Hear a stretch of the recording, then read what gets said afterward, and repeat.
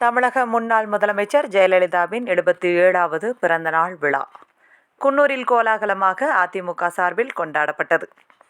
தமிழகம் முழுவதும் மறைந்த முன்னாள் முதல்வர் ஜெயலலிதாவின் 77வது பிறந்தநாள் விழா அதிமுகவினர் சார்பில் கோலாகலமாக கொண்டாடப்பட்டது. இதேபோன்று நீலகிரி மாவட்டம் குன்னூரில் நகர செயலாளர் சரவணகுமார் ஏற்பாட்டில் ஜெயலலிதா பிறந்தநாள் விழா கோலாகலமாக கொண்டாடப்பட்டது. விழாவிற்கு அதிமுக மாவட்ட செயலாளர் கப்பச்சி வினோத் தலைமை வகித்தார். முன்னதாக நடைபெற்ற ஊர்வலத்தில் லாலி மருத்துவமனையிலிருந்து ஜெயலலிதாவின் உருவப்படம் அலங்கரிக்கப்பட்டு செண்டை மேளங்கள் முழங்க அதிமுகவினர் ஊர்வலமாக அண்ணா சிலை வரை வந்தடைந்தனர்.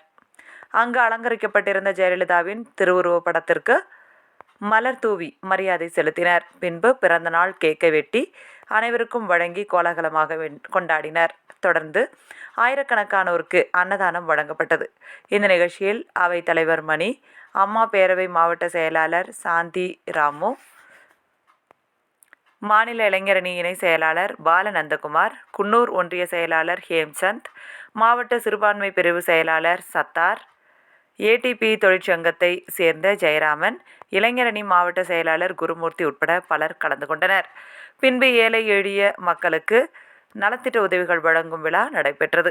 மாநில, மாவட்ட, ஒன்றிய, நகர, நகரிய சார்பினர், பேரூராட்சி கிளை கழக செயலாளர்கள், நிர்வாகிகள் மற்றும் பொதுமக்கள் என ஏராளமானோர் கலந்து கொண்டனர்.